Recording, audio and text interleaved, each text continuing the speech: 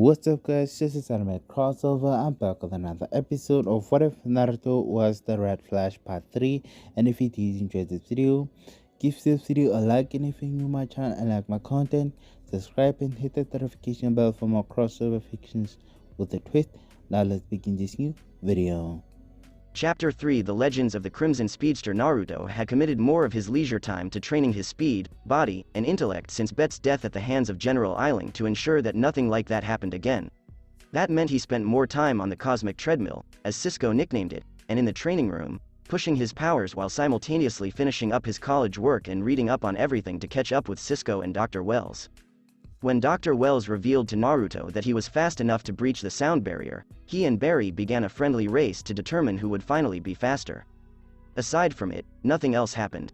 There were no new metahumans or crises to deal with, so their spare time was spent ensuring the city's safety and putting an end to any ongoing crimes. More stories and rumors about unidentified blurs rushing through the city spread quickly. Posts and stories about a blur or a rush of wind flying by them, followed by thieves being knocked out for cops or people being saved from buildings, lit up social media and blogs. And the fact that Iris' blog was still up merely added fuel to the fire, making Joe feel even more uneasy. Iris was at Jitters late at night, having finished a late shift and spending some time on her laptop updating her streak blog. She finished her last post, closed her laptop, and was about to go when she was whisked away in a whoosh of air and found herself back on the roof. As she turned to face the streak, she heard, "You're welcome." "How did you?" Iris asked. "I literally just hit send." The Flash responded, "Speed reading. It's insane what you can do with your voice," Iris said as the Flash sped up behind her, making her to spin around. The Flash advised her, "You need to stop writing your blog. People need to know you exist," Iris said him as her phone began to ring. She recognized Eddie and clicked ignore. "What else can you do?" The Flash circled her once before coming to a halt at the other end of the roof. The Flash informed her, "This is not an interview. Come on, you've got to give me something. Hobbies, pet peeves, favorite color." "Wait, scratch that last one. Red, obviously," Iris remarked. Flash responded, "You're not hearing me." Iris explained, "My hearing is fine, it's just selective. What should I call you?" The Flash advised her, "Anything but the streak. How about the blur? And for your sidekick, he can be called the streak," Iris suggested as Flash giggled. "Impulse doesn't like being referred to as a sidekick," Flash added as Iris grinned. "Impulse?" Iris inquired as Barry mentally cursed himself for telling her Naruto's alter ego as he rushed after her. "So, your partner introduced himself. Why isn't he here with you?" "He doesn't have to be there, but we both agree on one thing. You have to stop," the Flash remarked. "You said you were writing your blog to give your friend hope. How would he feel if doing so put you in danger?" "He and I aren't exactly on the same page these days, but you're giving a lot of people hope, so I'm doing this for them," Iris stated as police sirens could be heard a few blocks away and approaching closer. "To be continued. Gotta run," Flash muttered as he took off running. "Wait, you can't just leave me up. Whoosh, here," Iris exclaimed, returning to Jitters. While Barry was dealing with Iris in the police issue, Naruto was browsing over his parents' joint notebook, which contained a lot of detailed notes and calculations on a project they wanted to pursue before to their accident. He discovered it while searching through a box of his parents' belongings for any clues about what happened to him when he first gained his talents. He saved it because the notes looked fascinating, and he's read it dozens of times since then. They intended to create a new form of clean, renewable energy that would be years ahead of geothermal or fusion reactors. It was dubbed the Arc Reactor, a clean and renewable energy source that could run indefinitely and produce enough energy to power a metropolis depending on its size and design. The Arc Reactor would theoretically use palladium as a grounding mechanism and as a reactant, with repulsor technology providing power. Repulsor energy is formed by converting surplus electrons into muons, which may penetrate deep into atomic matter and provide enormous propulsive power. There was no present application of this technology, but this could be one. When the muon energy from the repulsor collided with the palladium, it formed plasma, and once that plasma was generated within the reactor's electromagnetic ring, it would perpetuate and continue for an extended length of time, emitting renewable energy. It was safer than an atomic fusion reactor, but it never progressed beyond the theoretical stage. His parents had just completed the preliminary calculations and plans for the reactor prior to the car accident, so Naruto reasoned that he could work on it to honor their memory. To make it work, he might possibly incorporate some calculations or designs from his senior thesis on hydrogen fuel possibilities. Naruto conducted some calculations of his own and decided to go meet Dr. Wells and beg for his assistance in making this a reality. He took his jacket and notes and exited his room to find Tsunade in the kitchen. Naruto strolled up to the refrigerator, got a cream soda, and sipped it. "Hey, Tsunade," Naruto replied as he took a sip and noticed she was deep in a part of the newspaper. Tsunade inquired, "Hey, Naruto, did you read the paper at all?" Naruto shook his head no, stepped over, and read the article she was referring to. Injuries and hospital visits are on the rise, a growing concern. "What's going on? Is it a metahuman?" Naruto inquired. "No, it says there's been an increase in civilian injuries and hospital visits from people attempting to see the rumored streak," Tsunade replied as Naruto cursed. As he sat down next to her to read, Naruto exclaimed, "Crap. The recent increase of people visiting crime scenes and dangerous areas around the city is in response to the surge of unsubstantiated reports and blogs of the fabled streak in Central City.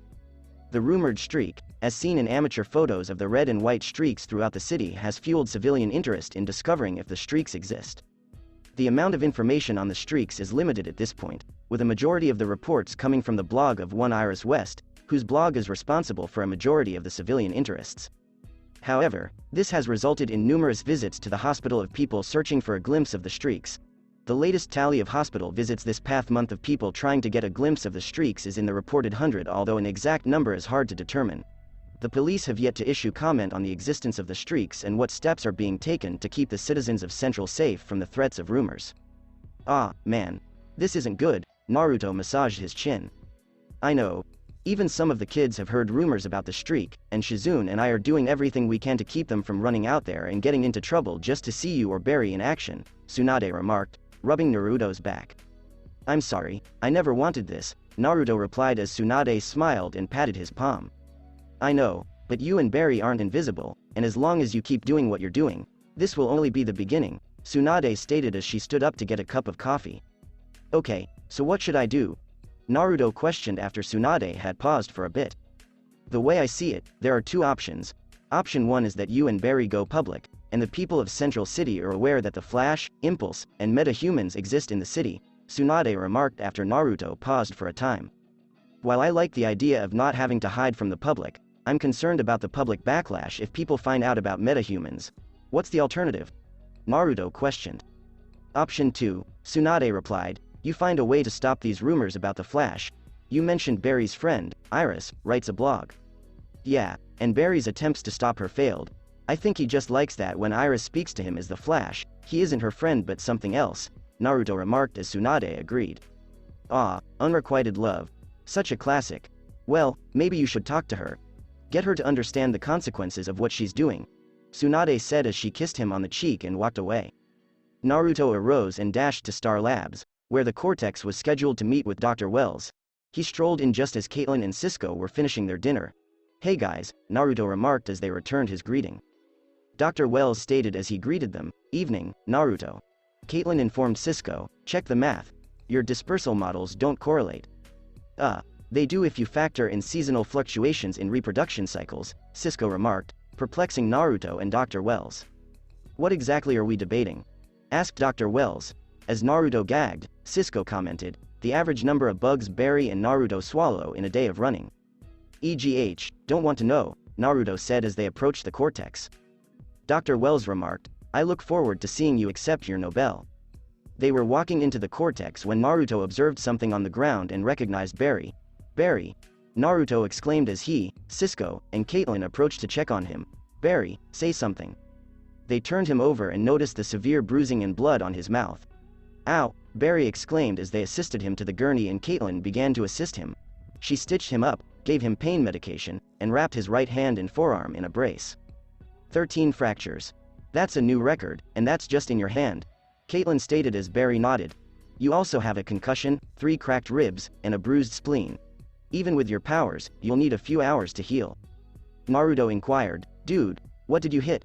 A wrecking ball?" "No, it was a man. A big, bad man. When I hit him, his skin changed, like it turned to metal," Barry explained. Dr. Wells commented, "Interesting. A man of steel." "Oh, that's nice," Naruto said.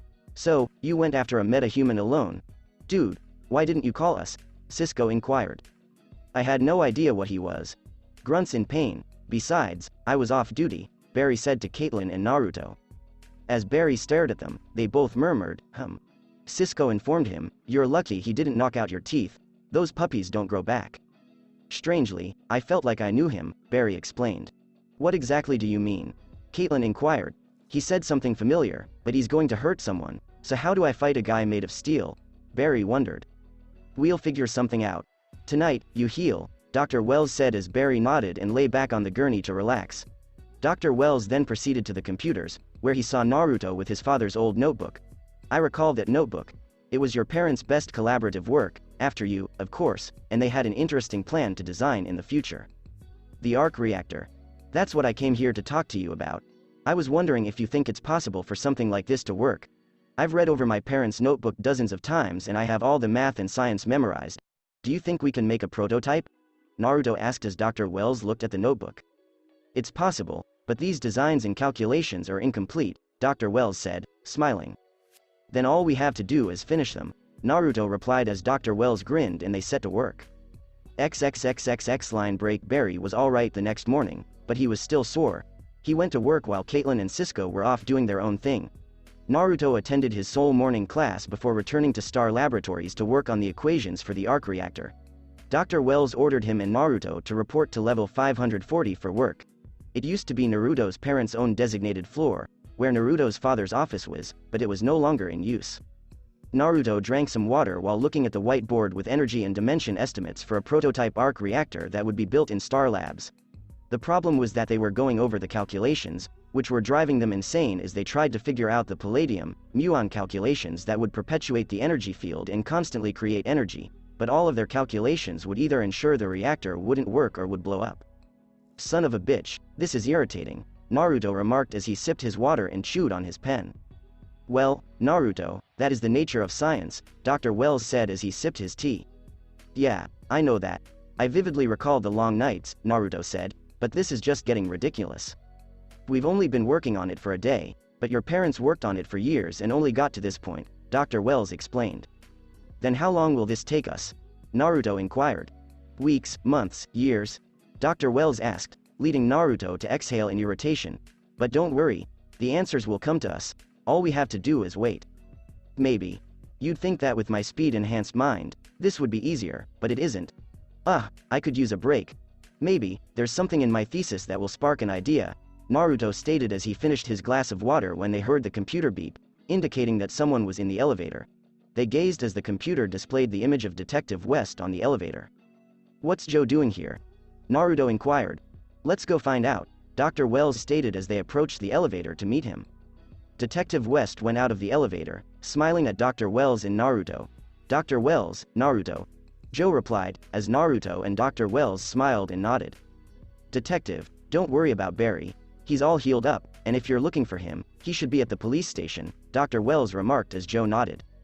"Yeah, I saw him, but that's not why I came here. I need your help solving an old case," Joe explained. "What case is that?" inquired Dr. Wells. "The assassination of Barry's mother," Joe explained as Dr. Wells and Naruto nodded. They were sent to one of the main labs, similar to the Cortex on level 600, where Joe showed them all of the evidence and information they had on Barry's mother's death from 14 years earlier. There was witness testimony, physical evidence, crime scene images, and an autopsy of Barry's mother. Naruto digitized some of them to assist the group, which brought Naruto and Dr. Wells up to speed. Dr. Wells told Naruto that he didn't have to do this, but Naruto was eager to assist and bring a new perspective to the issue. Barry described a tornado of red and yellow lightning in his house, with a man in yellow, and then, bam, he's blocks away, on the street, doesn't know how he got there, and the place was a wreck when I arrived, Joe explained. "Nora Allen is no longer alive," Dr. Wells stated. Joe finished, single stab wound to the heart, Henry Allen covered in her blood. "Despite all the evidence that Henry Allen is guilty, do you now believe this man in yellow is to blame?" Dr. Wells inquired. "I saw Barry rescue a young boy from being run over last night, and it looked exactly like what Barry explained happened to him," Joe stated. "Like this?" Naruto inquired as he sped back and forth in the Cortex in a flash of white-orange lightning. "Exactly. It made me wonder, what if someone with Barry and Naruto's abilities killed Nora?" Joe wondered. "There's just one flaw with your theory, Detective. Everything happened 14 years ago, long before your machine gave Barry his powers," Joe concluded his sentence. Dr. Wells explained, "An accident gave Barry and Naruto their powers." Do you think someone with their super speed could have existed before the explosion? Joe inquired. Detective, as a scientist, I deal in probabilities, and in this case, it's highly unlikely, Dr. Wells said. Maybe we can look at it another way? Naruto inquired as Joe glanced at him. What exactly do you mean? Joe inquired. Well, now that we believe a speedster or someone with speedster powers did this, we should focus on why, Naruto remarked, as they stared at him, puzzled as to what he meant. I've seen enough Law and Order, Criminal Minds, and Castle to know that random murders are extremely unlikely. There must be a reason. Castle. Dr. Wells inquired. What?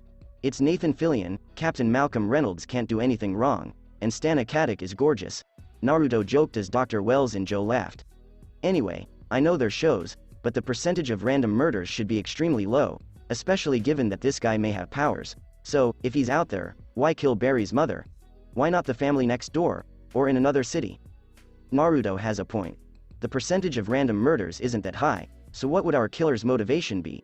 Joe wondered. That's the million-dollar question, Dr. Wells replied, nodding.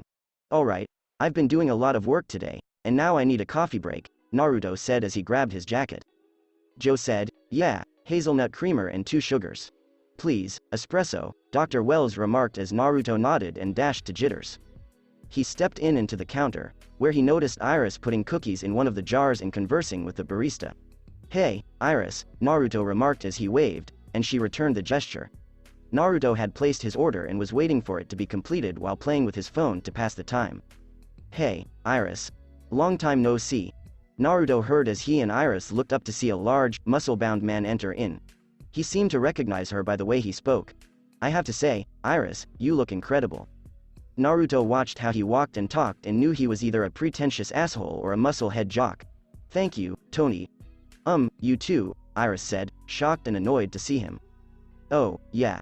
I stay in shape. I have a gym at my house. I've been living out in Keystone, on the west side. You should, stop by sometime, Tony remarked. So, can I get you a drink? Iris inquired, attempting to walk away and potentially gain some distance behind the counter, but he walked closer. He passed Naruto without a second glance, so Naruto decided to record him on camera with his phone. He had a horrible feeling about this individual. Tony explained, actually, I came to see you. Iris inquired, how did you know I was here? Been reading up on the streak and his sidekick. Found your little blog. Impulse? That's a stupid name. Tony stated as Naruto's eyes opened. How could Iris or Tony know his alias? Barry was going to get his ass kicked. Why are you writing about these losers? Iris told him, people say they're heroes. I say the streak's a coward. I happen to know that he took a beating last night and ran off like a little girl. You should write about that. Do you, have any idea who Leather Boy is? Tony inquired. No idea. So, if you don't want to drink, I guess I should get back to work, Iris remarked as she attempted to leave. Actually, I'd like to buy you a drink. What time are you off? Tony inquired. Thank you, Tony, but I don't think my boyfriend would approve because he's a cop like my father, Iris explained. I never really liked cops, Tony replied as Iris looked at Naruto, who was staring at her. He made a slight motion to the TV screen, which displayed Tony's picture and description, as well as the fact that he was wanted by the police. Well, he's picking me up for the cops' ball. Wall-to-wall cops. Couldn't swing a cat around. Iris stated as she took out her phone. Give me the phone, Iris, right now, he said as she handed it to him. Naruto stood there watching Tony's hand and arm transform to metal as he crushed her phone like a Coke can. He pulverized it and placed it in the tip jar. Sorry, Tony said as he took out a large wad of 20s and placed it in the jar. We'll come back to this later. Tony then walked away as Naruto immediately put his phone aside and pretended to be unconcerned as his drink order arrived. He then dashed back to Star Labs in the lab, where he found Joe and Dr. Wells still working. Joe remarked, right on time. We have a problem, Naruto explained. What exactly is it? Dr. Wells inquired. The metahuman who beat up Barry was at Jitters, Naruto remarked, startling Joe and Wells. You saw him? Joe inquired. Oh, yeah. Tony Woodward. Here, Naruto replied as he took out his phone and showed them the video, and he was always there for Iris. Iris? Joe inquired. She's fine. He left, but Joe sounded a little obsessed with her, and when she mentioned you and Eddie, he didn't sound so happy, Naruto replied as he sat down at the computers and began typing. Why? Joe inquired as Naruto completed typing and turned on the giant monitor in the room to display Iris' blog on the streak. which included the most recent article from last night about the streak and his sidekick, Impulsal. When Wells and Joe noticed this, they became concerned. He's obsessed with Barry. He wants another fight and to beat him. He's been reading Iris's blog about us, Naruto explained as Joe rubbed his chin. I knew she'd get in trouble, Joe predicted. I thought Barry had talked to her, Wells inquired. I doubt that will work, and to make matters worse, he slipped my name to her, Naruto scratched his brow. I believe Barry's feelings for Iris are clouding his judgment on this one. With Iris's blog, the more people who know about us, the more evil metahumans who want to kill us, and the more people will be hurt. Hurt? Joe said as Naruto displayed the piece Tsunade had shown him. Tsunade showed me this last night. The number of accidents and visits to the emergency room have skyrocketed since Iris's blog went up, and it doesn't look like she's going to stop anytime soon, Naruto stated, alarmed. Well, Tony won't be around much longer. If he has a place out at Keystone, we'll find him. Barry was with Eddie when they found the Hummer Tony stole. He'll have brought some of the evidence here to be examined, Joe remarked. We can analyze the evidence and narrow down where Mr. Woodward might be, and once we do, we'll put him in the pipeline, Dr. Wells remarked as Naruto pondered Iris's blog entries. And I think I know how to deal with Iris' blog. You guys go tell Barry and the others, I'll be up in a second, Naruto stated as Joe and Dr. Wells proceeded to inform Barry, Caitlin, and Cisco what Naruto discovered while Naruto called Felicity to acquire something. XXXXX line break. Dr. Wells and Cisco were working together to establish the type of metal Tony Woodward might convert his skin to and use it to narrow down where he might be. Joe assured Barry that he would have extra officers on her to keep her safe. Caitlin saw that Naruto had not joined them while they were doing this. He was in uniform and on his way to deal with the Iris situation. Iris was waiting for the streak at Jitters after sending him a message on her blog. She had information on someone she thought he should arrest. She sat at one of the tables, expecting the streak to arrive any minute after she sent the message about 10 minutes ago. When she felt a whoosh of air sweep by her, she knew he was nearby. I guess you got my message, she stated as she turned to see a white and dark orange-colored man instead of the red-clad streak. She couldn't see his face because it was obscured by a vibrating mask. Impulse replied solemnly, Iris West, we need to talk. Oh my god, it's you, Impulse. Your boss told me about you, Iris exclaimed as Impulse rushed by her. He's not my boss. And I'm not his sidekick, Impulse said to Iris as she turned around. Sorry, I just assumed he was in charge because he came to talk to me, Iris explained. The reason he went to speak to you is the same reason I'm here, Ms. West. To tell you to stop what you're doing, Impulse explained as Iris realized what he meant. The streak said the same thing to me, but you guys need to understand that there are people out there who need to know about you, what you do, and that you're out there. Don't tell me it wouldn't be nice to have people out there thanking you, Iris stated. We don't do this for the praise or the fame. The situation is far more complicated than you can even begin to comprehend. You must stop, Impulse said. I'm sorry, but I can't. You don't realize how important you two are to the people of this city. You two are giving hope to a lot of people who need it, and I'm not going to stop until everyone believes in you, Iris replied. Even if it means putting yourself in danger, Impulse replied. I saw the message you posted on your blog. Tony Woodward, he was here. Iris stated, I never mentioned his name. I'm resourceful, Impulse said. You need to stay away from this, Ms. West, he's dangerous. I knew him when we were kids. He didn't want to hurt me, he wanted to impress me, but he's fixated on the streak and you, and not in a good way. Iris remarked as she stared at Impulse. He's kind of like you in the streak. Yes, and writing about us is what brought him to you, and it made you a target on his back, Impulse explained. I know, Iris said, but maybe I can talk to him. No, he's too dangerous. He may want to impress you, but if you irritate him, he'll put you in the hospital or worse, in the morgue. That's what you fail to understand, Ms. West, is that you may think writing about us is altruistic, but it's putting a lot of people in danger, not just yourself. Impulse told her, perplexed. What exactly are you talking about? Iris inquired. Your blog has been contributing to the recent surge in hospital visits and injuries in the city, Impulse stated as he ran around and placed a newspaper on a table. The page turned to the piece he was discussing. You may think you're doing something good by writing about us, but all you're doing is putting people in danger. As she read the story, Iris said, No, this can't be right. It is, Ms. West. As long as you keep writing about us, more people will seek us out and be hurt. This is your final warning, stop now, Impulse said. I can't. This may be bad, but it also means that the people of Central City are starting to believe in you too, enough to go out there and see you in action. You may think this is bad, but it's good, more than you know. And that's why I can't stop, Iris said as Impulse shook his head. Very well, Ms. West. Then that's why I'm doing what I'm doing, Impulse remarked as he took out his phone and sent a text message. Iris' phone received a message, and when she checked it, she discovered that her blog had been hacked. It subsequently crashed, with an error message stating that the web page had been destroyed and could not be recovered. What did you do? Iris exclaimed as she attempted to access her blog but received an error notice. What I had to do to protect the Flash and myself. Stay away from this, Ms. West. This is your last warning. Impulse exited the premises as police officers arrived to pick up Iris.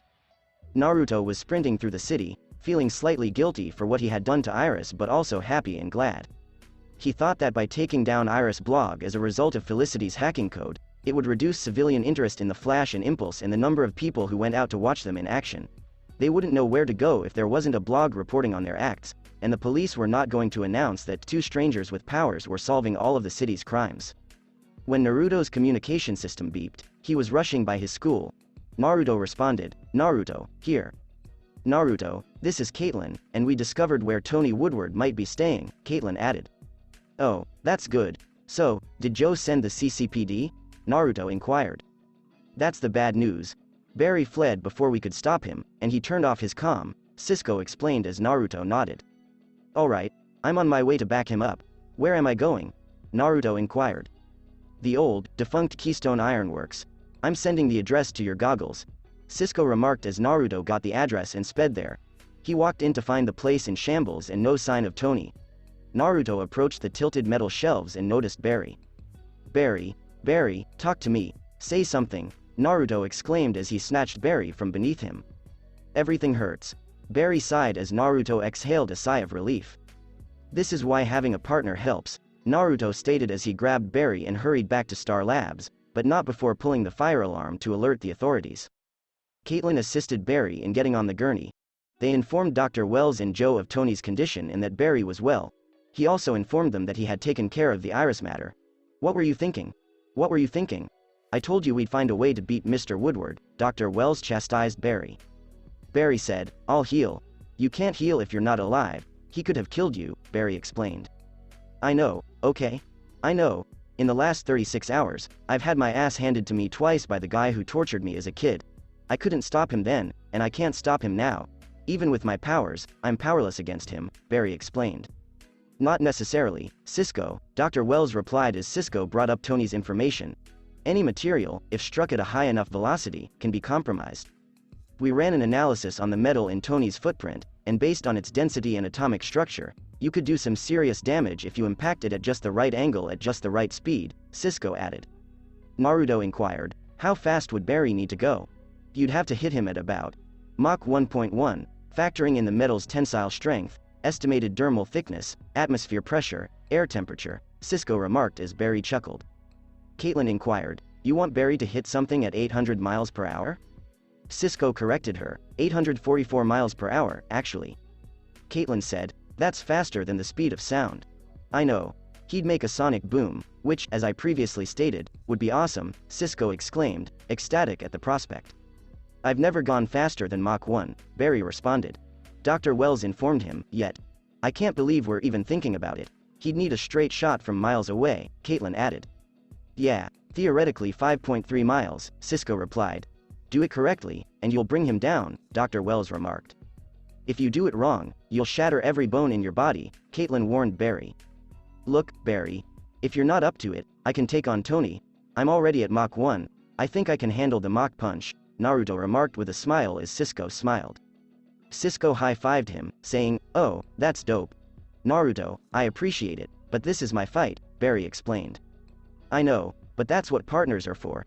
Taking care of each other's problems when one can't. I handled the Iris situation, so I'm more than happy to help here as well," Naruto stated as Barry glanced at him. "What do you mean the Iris situation?"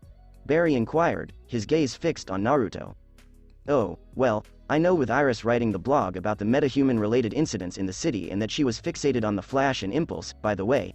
Thanks for giving her my name," Naruto remarked as Cisco, Caitlin, and Dr. Wells stared at Barry, who nodded uneasily. "And seeing as your talks haven't dismayed her, I gave it a shot. I called Felicity, and she sent me one of her handy hacking programs. I spoke to Iris to try and understand, and when that didn't work, I uploaded the hack, and it took down her blog and made it completely untraceable. Score 1, for Impulse." You went to handle the situation with Iris without talking to me? Barry inquired. Yeah, after I told Dr. Wells and Joe, they gave me permission, Naruto explained. And what the hell did you think you were doing? Barry scoffed. Whoa, Barry. I did us all a favor. Besides, you haven't been able to stop Iris, so I tried, Naruto remarked. I was handling the situation, Barry explained, and Naruto gave him a "are you kidding" look.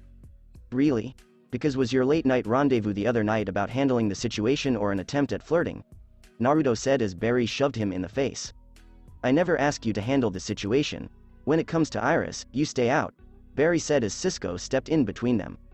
Alright, let's take a deep breath, Cisco said, keeping them apart. Caitlin sought to comfort Barry by saying, Barry, calm down. First and foremost, thank you. Second, you didn't need to ask me because we're partners in this, Barry.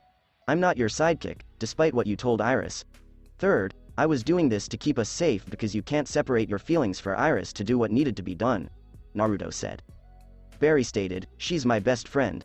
I know you care about her more than that, and that's why I did this, because you couldn't. That's what good partners do, they handle the situations the other can't. And besides, what I did was to keep not only us safe, but a lot of other people as well, Naruto explained. What are you talking about? Barry inquired as Naruto flew away and returned with a newspaper. There's been a recent surge of hospitalizations and accidents by people who believe all the random encounters and posts about the Flash and Impulse. And the posts about us coming from Iris's blog were increasing the accidents. Even some of the kids at the shelter were thinking of going out there to try and find us, Barry. So, you may think I did this to spite you or get in the way of your ridiculous situation with Iris, but I did this to keep people safe, Naruto exclaimed. I'm done for the night. Naruto snatched his jacket and stormed out the door.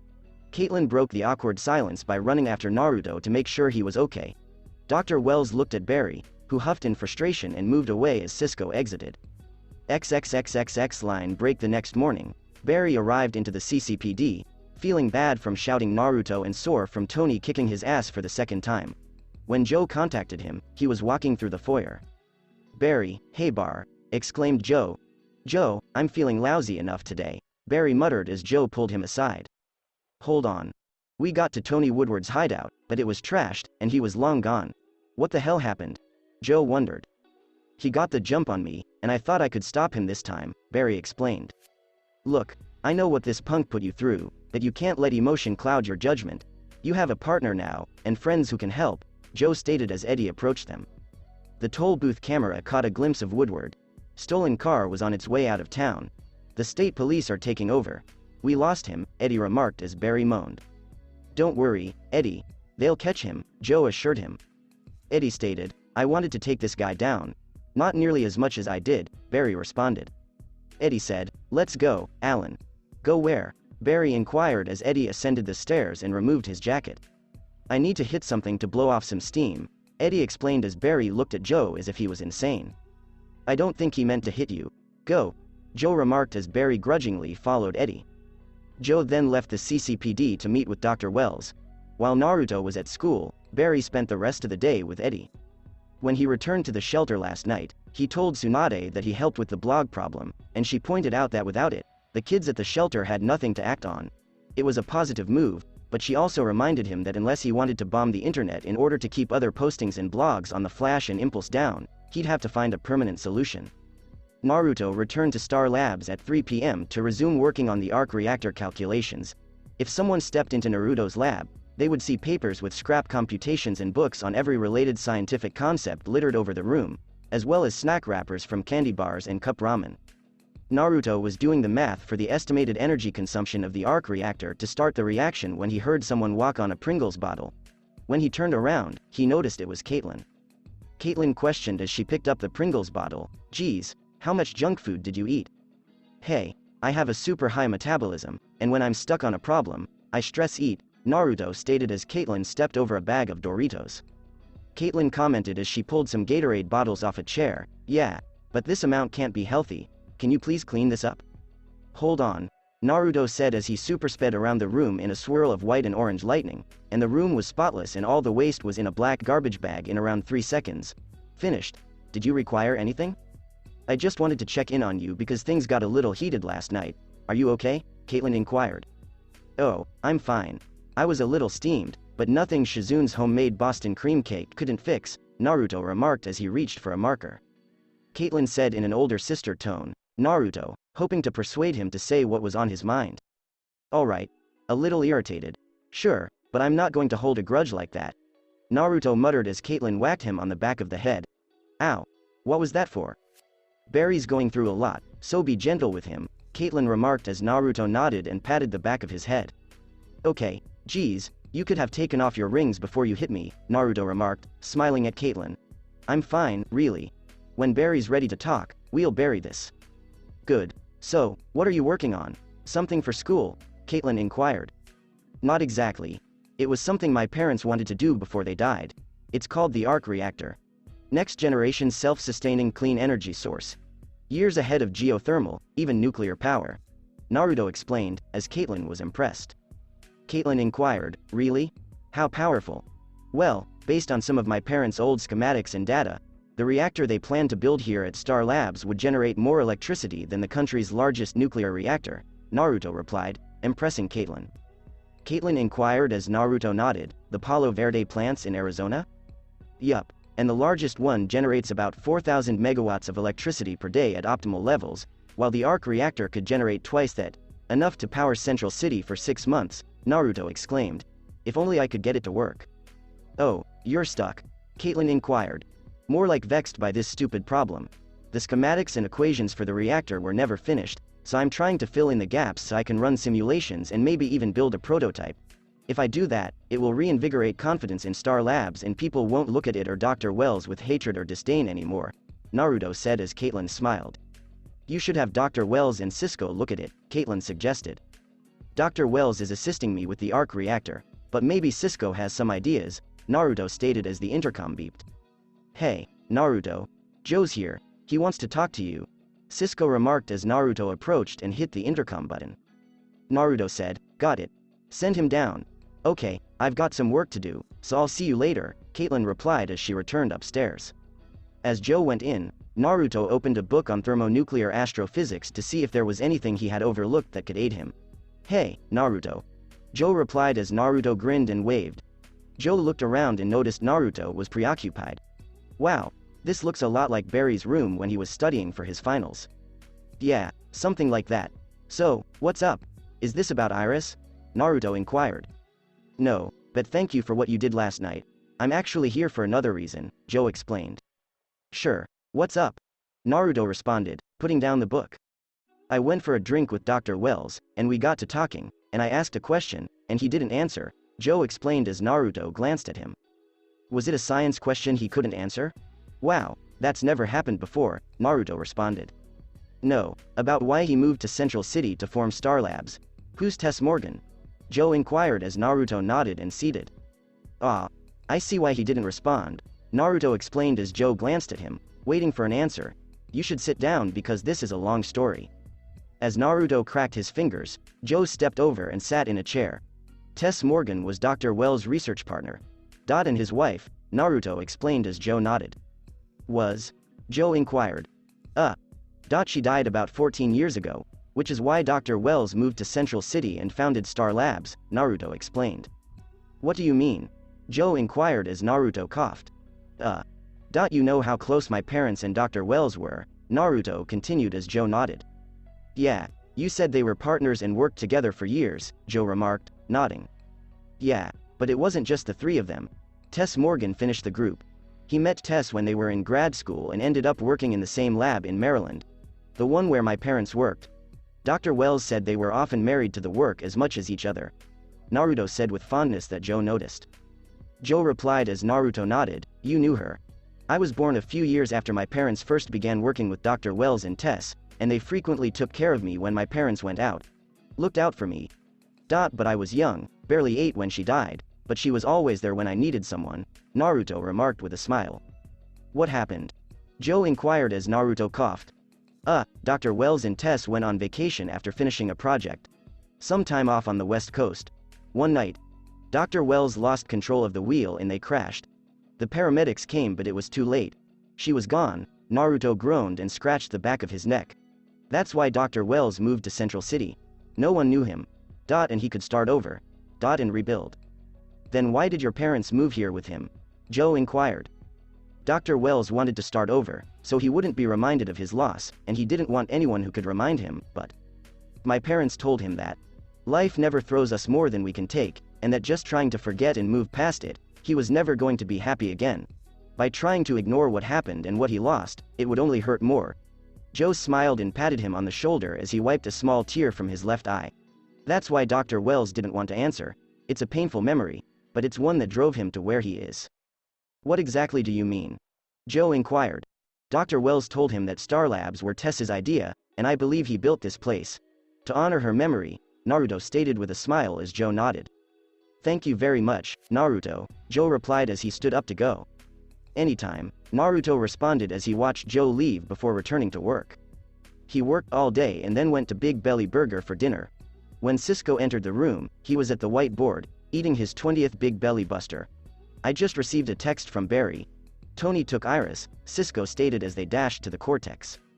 They used computers to try to find Tony, but he could be anywhere in the city. Then Naruto received a phone call and discovered it was from Barry. Barry, we're still looking and haven't found him, Naruto said. I know where he is. Iris just triggered the fire alarm at Carmichael Elementary, and he's there with her, Barry explained. Naruto inquired, how do you know that? It's where we went to school, and if I'm going to take him down, I'll need my partner, Barry replied as Naruto smiled. Then let's do it, Naruto said as he dressed and dashed out of the building. Naruto was jogging down 4th Avenue when Barry came around the corner and joined him. They were neck and neck at the time. Naruto smiled and nodded as Barry nodded back, and the two flashes of lightning raced through the city. Tony had knocked out the cops who were protecting Iris and taken her to Carmichael Elementary. He smashed the doors open and dragged her through their ancient corridors. Tony, turn yourself in before things get worse. It's not too late, Iris said as Tony looked at a trophy cabinet containing all of his previous accomplishments. Tony shoved her and said, yeah, it is. Cops are already on the lookout for me, so get ready for the fight of a lifetime, because I'm not going out without a fight. Tony heard a whoosh of air behind him and turned to see the Streak and Impulse standing in the corridor. Good, Flash responded, because you just found one. You just won't die, and you brought your sidekick. You couldn't take me on your own, so you need help rescuing your fangirl, Tony explained. This is between us. Let her go, said Flash. Oh, I could, Tony responded, but I'd rather make her watch while I break every bone in your body. As Tony prepared to throw a punch, Flash and Impulse moved between his knees and Impulse slid to the right, both appearing behind him. Impulse snatched Iris and dashed down the hall. Get her out of here, Flash said, nodding. He took Iris and fled the school, making his way back to Central City and the CCPD. Captain Singh, Joe, and Eddie were in the main area when they heard a whoosh of air and saw Iris standing there. Iris. Joe muttered as he held her and silently thanked Naruto and Barry. Naruto came to a halt in the CCPD alley and smiled. Barry, Iris is safe, Impulse said over the intercom as he heard Cisco exclaim. Go, man, go. Cisco yelled as Naruto pressed a button on his goggles and saw the tracker in Barry's outfit flying through the city towards Tony, prompting Naruto to dash back to school. He arrived just in time to see Barry jump through the air with his right fist outstretched, punching Tony across the face. The punch sent a tremor through the school, shattering the glass windows and knocking Flash and Tony to the ground. Mock punch baby, woo. Cisco yelled as he heard Barry groan in pain but saw Tony rise to his feet, so Naruto ran in and decked him across the face, knocking him unconscious. Shit. Naruto yelled, clutching his right hand. Barry commented, nice cross. Thank you, Naruto responded, but I think I broke my hand. Yeah, me too, Barry responded as Naruto chuckled and extended his hand. Naruto dragged Barry back to his feet once he grasped it. Many thanks for your assistance, Impulse. Don't bring it up, Flash, Naruto said as they both smiled. Barry and Naruto took an unconscious Tony back to Star Labs and placed him in a cell in the particle accelerator ring. They were finished, but Barry wanted to say something. Tony awoke to find himself in a small jail and instantly got up. He began beating on the door after seeing a shadow figure outside his cell. Hey, what is this? Where the hell am I? Exclaimed Tony. Somewhere, Barry said, you'll never hurt anyone else again. Who the hell do you think you are? Tony inquired as Barry entered the light. Tony saw Barry and stated, you know who I am. Alan, Tony inquired. What happened to you, Tony, happened to me as well, but it didn't just give us abilities, it made us more of who we are. You got strong. I got fast. Fast enough to beat you. You used your gift to hurt people. Not anymore, Barry remarked as he started to walk away. Alan. Alan. Alan, don't walk away from me. Hey, come back here, Tony yelled as Barry walked away, and the particle accelerator door closed as Barry pumped his fist, joyful and relieved. Dude, that had to feel good, Cisco commented as he, Caitlin, Naruto, and Barry headed down the corridor. Barry responded, you have no idea. Almost as good as proving me wrong about the Mach punch, Caitlin speculated. Actually, that part hurt a lot, Barry said as he came to a halt. But I couldn't have done it without you, Naruto, especially you. Caitlin patted Naruto's shoulder, and he grinned. That's why partners exist, Naruto said. You're right, and I haven't been acting like one, and I'm sorry. I now understand why you did what you did, and I guess I have a blind spot when it comes to Iris, Barry remarked as Naruto nodded. Apology accepted, and I hope you'll do the same if it happens to any of us, Naruto remarked as he and Barry shook hands. You can count on it, Barry said. However, Tsunade said that if we keep doing what we're doing, it'll be harder to keep metahumans hidden, and we'll have to come out to the public one day, Naruto added as everyone nodded. Then we'll do that together as well, Barry remarked, patting Naruto on the shoulder. Awesome, Flash and Impulse are back together. Now that we've taken care of this situation, all I want to know is whose childhood bully are we going after next? Mine or Caitlin's? Cisco questioned, as Barry and Naruto laughed. Oh yeah, they laughed as they made their way to the cortex. What? Guys, this isn't a joke, Cisco replied as he followed them. XXXXX line break. Naruto had finished his classes for the day and was heading to Jitters for some coffee before heading to Star Labs. He placed an order and also bought Dr. Wells an espresso while waiting, with people passing the time by watching. He watched a really attractive Chinese-American girl walk in with a press badge from Central City Picture News pinned to her hip. When Naruto noticed someone spilling coffee and napkins on the floor in front of her, her foot slipped, sending her tumbling back. Fortunately, Naruto sprang forward and caught her mid-fall, cradling her as she narrowly avoided a serious accident. Wow, quick reflexes, she murmured, smiling at Naruto. So, I've been told, Naruto remarked as he assisted her in standing up and readjusting herself. You okay? Yeah, I'm fine. I owe you for saving me from a nasty spill and dry cleaning, she answered, smiling at Naruto. No problem. Always happy to assist a damsel in distress, Linda, Naruto answered as Linda looked perplexed. How do you know my name? Linda inquired, pointing to her press identification. Oh, right. That's a little unfair. You know my name, but I don't know yours. Oh, then allow me to even the playing field. Naruto Namikaze, pleasure to meet you. Naruto replied with a dazzling smile as Linda chuckled and put a strand of hair behind her ear. So, Naruto, is one of your pickup strategies saving girls in coffee shops? Linda inquired as Naruto grinned. It's safe to say you're the first girl I've tried it on. Is it working? Naruto inquired as Linda chuckled and smiled. Perhaps, Linda remarked as a barista approached the counter with Naruto's order. Naruto approached the counter and placed his order, putting a generous tip in the tip jar. So, is there anything I can do to tip the odds in my favor? Naruto inquired as Linda grinned and pulled out her phone. Have you heard of this new phone app? It's really cool. You just touch someone's phone to your phone and it automatically downloads their contact information, Linda asked, raising an eyebrow at Naruto. Really? That's quite cool. Naruto said as he took out his phone. Naruto saw her number downloaded as she touched her phone to his. You now have my phone number. It's up to you what you do with it now, Linda stated. And you're okay with giving a stranger your phone number? Naruto inquired. I think I'll let it slide for the guy who saved me from a nasty spill. Linda replied as she approached the cash register. She grinned back as Naruto returned her smile.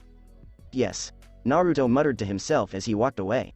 Naruto entered the brain and noticed Dr. Wells and Cisco working on some projections for Naruto and Barry's powers, as well as new training regimens and applications for their blood. Hey, guys. Naruto stated as he walked over to Dr. Wells and handed him his espresso. Thank you so much. Today you appear to be in a pleasant mood. Dr. Wells made a point. What exactly do you mean? As he sipped his coffee, Naruto inquired. Aside from the fact that you're much happier than you usually are on a class day, Dr. Wells stated as Naruto laughed. As always, you are astute. I met a girl who gave me her phone number. As Dr. Wells smiled and Cisco giggled, Naruto replied. Nice, Naruto is now a fast-moving lady slaying machine. As Naruto laughed, Cisco said. She simply gave me her phone number, Cisco. Save that remark for when we really go on a date. As he sipped his coffee, Naruto said. What's on the agenda for today? I was thinking we could keep working on the Arc Reactor calculations. I gave Cisco an update on the project. I hope that's alright. As Naruto nodded, Dr. Wells added. Wonderful, an extra set of eyes could come in handy. Naruto replied as they entered Naruto's lab and began working on the calculations. They worked on the calculations for hours and into the night, and the blueprints for construction were nearly finished, but they came across a new obstacle. In a mixture of scientific intrigue, tiredness, and aggravation, Naruto, Cisco, and Dr. Wells gazed over the 4 white boards with calculations and equations as to the design and reaction that would be required for the Arc Reactor to really turn on and work. I've looked at these calculations so many times today that I'm sure I'll be seeing them in my sleep. In despair, Naruto tossed his pen away. And even then, I don't think we'll be able to solve the reactor's fundamental operational issues. As Cisco stood up to stretch and get some blood flowing to his head, Dr. Wells said. Alright, let's wrap our heads around this. Even if the drawings and calculations are correct and we are able to construct the Arc Reactor, it will be the size of an 18-wheeler. It would not only be gigantic, but it would require a massive jolt of initial electricity to initiate the reaction. The same amount of power that Star Labs consumes in a month. And even if we do manage to start the initial power reaction, the energy generated by the reactor generates an excess of waste heat, which violates one of the fundamental rules of thermodynamics, and the produced heat would either melt the reactor or cause an explosion from the chemical waste. Is our situation stated accurately, or am I missing something? As Naruto sighed, Cisco inquired. No, you've got it.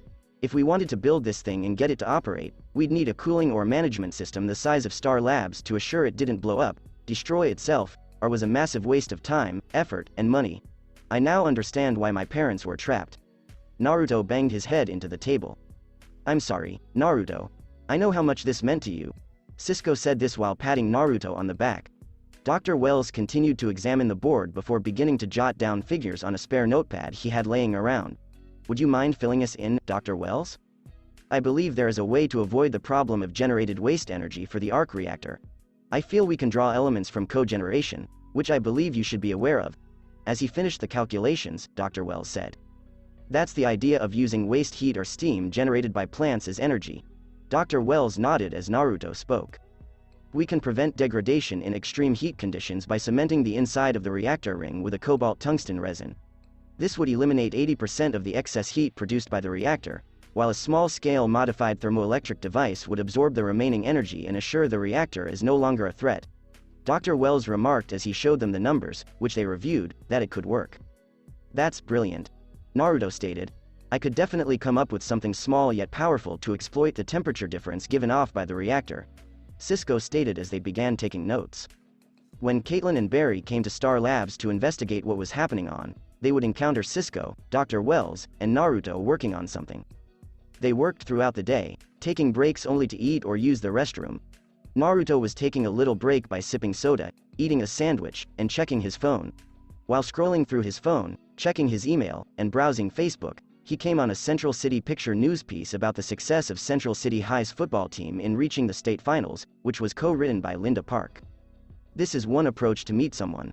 Let's see where this goes. Naruto announced that he would call Linda and the two would meet for lunch tomorrow. XXXXX line break. It had been 2 weeks since they had dealt with Tony, and no new metahuman sighting had prompted Team Flash to take action. With Iris blogged down, the number of sightings decreased, and Joe stated that the CCPD was sending out additional patrol units in response to the mounting instances, which was helping.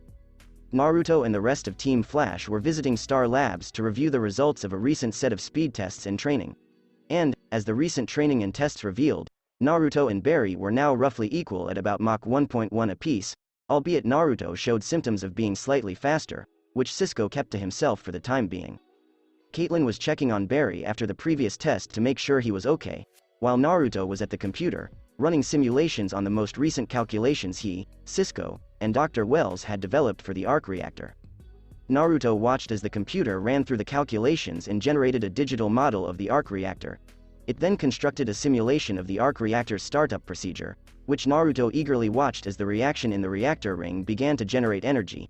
He hoped it would work this time, but was prepared if it didn't because the last 25 simulations had failed. Naruto yawned as he watched the energy reaction begin to perpetuate and generate a slowly increasing yield of energy. He watched as the energy that launched the reaction faded away, anticipating the simulation to finish with the reactor either failing to continue or exploding. Another minute or so passed as the simulation continued, and the reactor remained intact and did not blow. After another minute, the reactor was still fine, and the computer reported that the reactor was now working on its own and that the levels were stable and in the green zone. "I just don't believe it," Naruto exclaimed, staring at the television in surprise. "Naruto, what's wrong?" Caitlin inquired. "Cisco, dear Dr. Wells," Naruto yelled as Caitlin and Barry became concerned. "Whoa, what's going on?" Dr. Wells followed Cisco as he hurried into the room. "Yeah, what's going on?" Barry inquired. Look, says the narrator. As they all stared at the TV, Naruto said. Barry and Caitlin were perplexed, but Cisco and Dr. Wells recognized what they were seeing and were just as delighted as Naruto. "Are you sure you're serious?" Cisco inquired as Dr. Wells entered the information into the computer. "I believe it is," Dr. Wells exclaimed as Naruto and Cisco exclaimed in delight. "Yes," Naruto yelled as he and Cisco hugged and shouted every ecstatic cussword combination they could come up with. "Alright, could someone please explain what's going on?" Barry inquired. "What's up? Naruto just won the next friggin' Nobel Prize," Cisco yelled as he hugged and kissed Naruto on the cheek as Naruto pulled him away. "We have won the next Nobel Prize." Dr. Wells smiled as Naruto spoke. "Nobel Prize for what?" Caitlin inquired. "Cisco, Dr. Wells, and I have been working on an old project that my parents started years ago. The Arc Reactor is a next-generation clean energy reactor that can create more electricity than any nuclear plant while avoiding any potential fallout or risk. We'd been working on the calculations for a few weeks and had just gotten some calculations ready for simulation testing when every single simulation failed. But it's finally working," Naruto yelled as Barry and Caitlin gazed in awe at what they witnessed. To be continued. That's it for this podcast. Thanks for listening to this video. If you did enjoy this part of the story, like, share, and subscribe for more. And thank you all for helping support and have a great day.